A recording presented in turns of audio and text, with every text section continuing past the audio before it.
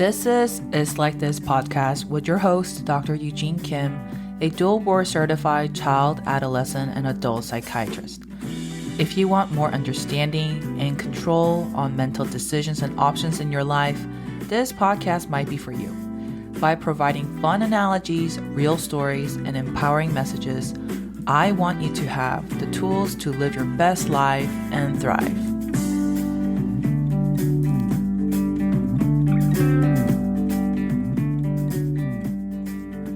In this episode, we're going to be continuing the discussion of 4 elements of anxiety, and I'm going to narrow it down to 2 elements of anxiety that are most problematic. And then I'm going to give you 3 good questions for you to consider to start your mental health journey so that you can control this anxiety. Another aspect to kind of break down, what is differentiating factor between anxiety and anxiety disorder, okay? There's 2 things that goes wrong in anxiety that most likely leads to anxiety disorder. Number 1 is threshold, and the other one is compensatory behaviors. And the reason why these 2 elements are most commonly problematic is because they're personal. So everybody has different threshold and everybody has different compensatory response. So it's individualized. But fortunately, these are the 2 areas that we can control. So think about it. We cannot control the trigger. We cannot control the fight or flight response. That's just programmed in our body system. But threshold and compensatory behavior can be changed. So there's a hope there. Anxiety becomes problematic when our threshold sensor becomes broken. So remember, threshold is, everybody has a different threshold and their threshold can change over time. But when it misfires and sets off the response very frequently because our threshold sensor is broken, then it starts to go off not only in threatening situations, which is helpful, but also in non-threatening situations. And this is usually when other people, describe that person is obsessed or worried about nothing or everything. Let's think about this. Why is a broken threshold sensor a problem? And there's 2 aspects of that. And number 1 is sustainability. When your threshold of threat or fear is very low, fight or flight responses sets off more frequently and for a longer period of time. So imagine if you're worried about, brown bear, and if your threshold is so low that anything brown or anything that resembles like a bear, even a teddy bear, sets off a fear response, fight or flight response, then how many anxiety attacks are you going to get, in a week, versus a person who has, threshold only for brown bears in the forest a lot often. And know that, whenever the fight or flight response sets off, you are still running away like it's a real bear. So every episode is like you're running for your life. And imagine running away from a bear, not only for a few minutes, but for years. Can you just imagine how unsustainable that is? At a certain point, even your essential organs like heart, lungs, and your muscles will not be able to sustain that level of intensity, and your body will start to decompensate. And imagine in this state, you haven't nourished your body or digested anything, slept or rested, or even went through the healing process. So this is why life with anxiety is a life of pure, brutal survival and escape. You're always on the run. You're always on the edge. It's very, very tiring. And this is why when the threshold sensor is broken and you're going off on fight or flight response on regular basis, your body and your brain cannot sustain that. Now, second problem with broken threshold sensor is that it's also contagious. So you were at first worried about brown bear, but now it's polar bear, grizzly bears, and black bears, and they're all over the world. Every time you encounter another painful or threatening situation, the anxiety starts to expand and the list of things to avoid, things you can't do, things you'd be prepared for, start to grow and grow and grow. So for example, if you had social anxiety disorder, your anxiety only pertained to social settings, and then you encounter another quote unquote bear or a cancer diagnosis, now you have new bears to watch out for, like your health. and of course, health of everyone else you love. So when the sensor is broken, not only are you setting off the fight or flight response frequently and for a longer duration, it's also contagious, and it doesn't only get limited to one sense of threat. It's sensing threat in every situation and every aspect of life. So for me as a psychiatrist, it is not uncommon for me to see a patient who initially had more specific anxiety and worry, but develop into more generalized anxiety tendencies. The second aspect of anxiety that was more problematic is compensatory behaviors. The examples of hypervigilance, avoidance, hyperarousal, and mind racing, right? So the goal of compensatory behavior was to minimize the probability of the threat, and it was to gain the sense of control over your environment. Compensatory behavior is very helpful. It contributes to your surviving and has evolutionary benefits so that you don't go into another threatening situations again. But this becomes a problem when the goal is no longer to minimize the probability as much as possible to abolishing any signs of threat. This extreme goal of compensatory behavior is what makes this problematic. Reality is that it's impossible to be threat or pain-free in life.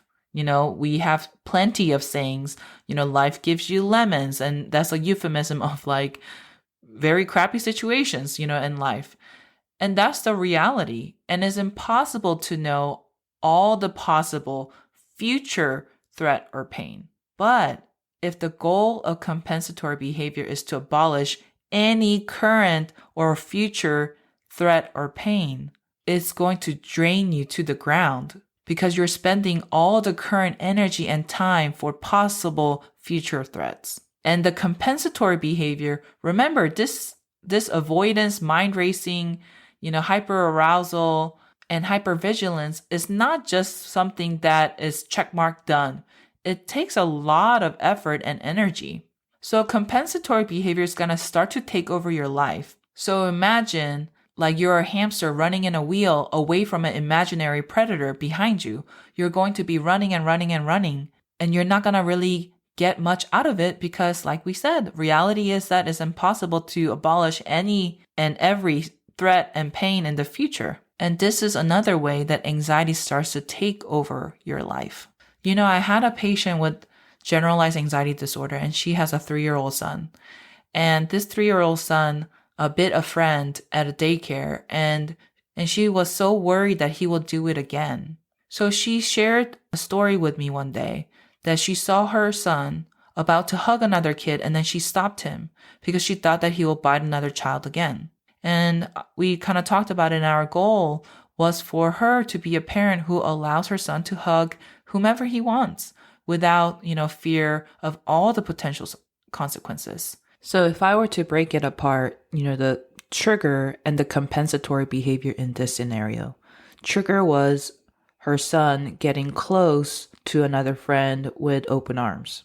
And she saw that, and the thalamus collected all the evidence of possible threat, set off the fight or flight response.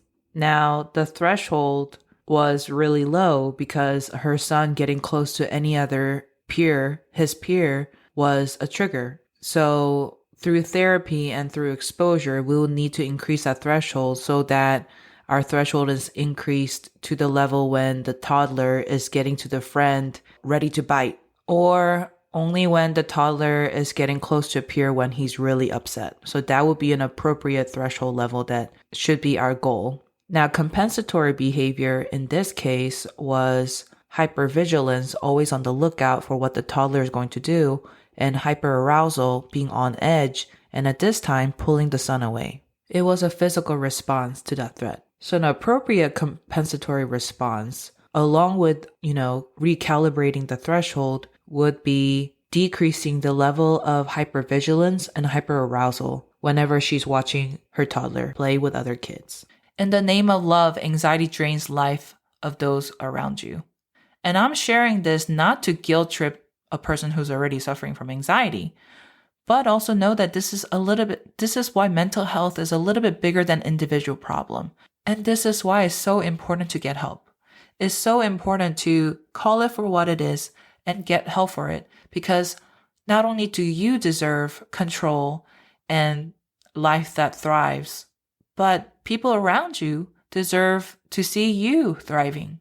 So I just want to kind of share this message to encourage you. You are worth everything. Well, I know that you don't want to live like this, and you don't need to live like this. So now I'm going to be asking you some practical questions to escape the cycle of anxiety. And I've kind of broken it into 3 parts. So number 1 is count the cost. So questions like, in the gain of attempting to know any and every bad thing or pain and being prepared for it, what did you or what are you losing? So in the gain of having somewhat certainty of future, by running the what ifs, running the worst case scenario, what did you lose? And in the gain of everyone having a good opinion of you, what do you lose? Every mental decision has a benefit and a cost. Anxiety tricks you into thinking if you know all the what if situations, if you know all the bad things that are going to happen and prepare for it, you'll be good. But actually, that's not true. In the gain of that, you are losing something. You are losing your life, being present in current moments with the people you love, people who care about you. You're losing a losing battle. It's impossible to know everything, but somehow you spend all the energy and resources you have to be prepared for anything. So always know that there's cost and benefit of every mental health decisions in your head, and count the cost of anxiety in your life. And I like this exercise because at a certain point you will decide this is not worth it. Number 2 is acceptance. Are you willing to accept that you cannot know everything or prepare for every single thing life throws at you? Are you willing to accept that maybe that was never your job? So a lot of times anxiety makes us live in the future and live in fear of everything because you cannot control the future. And that is a very thing that you're trying to control. But let's shift the focus from future to present. Anxiety sometimes, when you're spiraling down and you get in the cycle of anxiety and you're trying to control the future or other people and you cannot, there's a sense of hopelessness, right? And because of the impossibility of your desire. But the reality is that you're not really powerless. You actually do have power and control over your life, but that is in the present, not in the future. And you can try your best in making the best choices in the areas that you have control over. And are you willing to accept that that is good enough for you? So an example like this I mentioned in a previous episode is a serenity prayer. And this was a prayer that is done usually by, Alcoholics Anonymous and other anonymous groups. And it goes like, God, grant me the serenity to accept the things I cannot change, courage to change the things I can, and wisdom to know the difference. So this is kind of emphasizing that there are things that you cannot change, but there are things that you can change. And it really takes wisdom and maturity to know the difference. So are you willing to accept the things that you cannot change? Are you willing to accept things that you can? And are you willing to accept that it's okay to just change what you can? And number 3 is about imagination. What would it look like to be free from anxiety?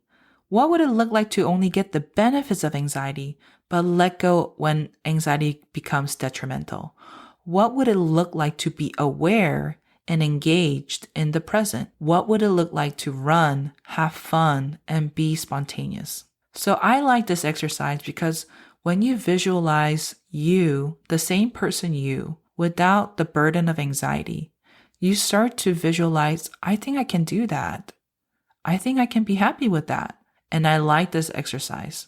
Now, bonus question is kind of like, and what would it take for you to be you without anxiety? What do you have to give up? What is holding you back? What is motivating you to change? And why is it worth it? And are you ready to make those changes? So in summary, it's like this. Anxiety manifests by different elements: trigger, threshold, response, and behavior. And not all anxiety is automatically a disorder. It becomes a diagnosis when it affects your level of function and it starts to expand to different areas of your life. And the two elements out of the four that are most commonly problematic are threshold and compensatory behavior. And threshold becomes an issue when threshold of threat is so low and it sets off the fight or flight response more frequently and for a longer period of time because it's not a sustainable way to live and is also contagious. And compensatory behavior start to become problematic when our goal is not just minimizing the threat, but abolishing any future threats. And this becomes a problem because it's impossible to do that. And I shared, 3 questions. What is the anxiety costing you? Are you willing to accept the things that you cannot control and accept the things that you can control and accept that that is good enough? And are you willing to imagine you being you without anxiety? Are you willing to imagine the freedom? Again, anxiety is something that I personally struggle with all the time. And just know that you're not alone and that there's no good and bad, mental health issues. Anxiety in itself had a very beneficial evolutionary benefit. The whole point is we need to maximize the benefits of anxiety and fear, minimize the disadvantages of anxiety. So I hope this podcast episode was helpful for you. And thank you so much for all the feedbacks that I've been getting. You think that how I'm explaining CBT concepts and mental health is so cool and helpful. So thank you so much. And let me know if there's anything else that you want to listen to. You can email me at restoropsychiatrymd@gmail.com. You can record on the SpeakPipe link below and just kind of tell me what you want to know more of. In the next few episodes, we're going to be exploring some of the flavors of anxiety, like different flavors like perfectionism, mom guilt, social anxiety, and what to do about that. So I hope you stay tuned for the next few episodes. And thank you so much for being here, and I'll see you next time.